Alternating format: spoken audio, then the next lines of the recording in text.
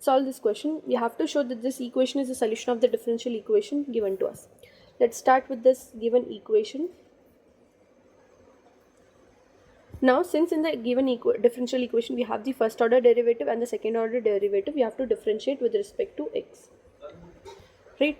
So applying UV rule here, we will get x into dy by dx plus 1 into y, or simply y, equals to a into differentiation of e power x will be e power x itself, then plus b into e power minus x into derivation of minus x, right? Chain rule. So then we will get minus here. Then derivation of 2x, x square will be 2x. Now we have the first order derivative term in the equation. Now let us differentiate this particular thing with respect to x again.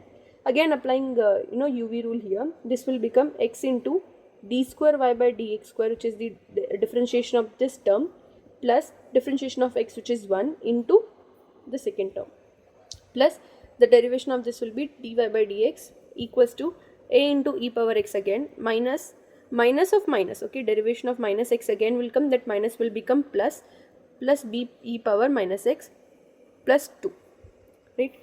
Both of them are the same thing, so let's add these up. 2 into dy by dx is equals to a into e power x plus b power e minus x, b into e power minus x plus 2. Now from the given equation we have to get this particular value. So this particular thing is in the first equation itself. So from first equation we can write a e power x plus b e power minus x equals to xy minus x square. If I transpose this x square to the LHS side, I will get this, right? So substituting this value, what do we get is xy minus x square plus 2, right? Plus 2 is from the previous step itself. Now let us just transpose all the terms to the LHS side to get the desired differential equation.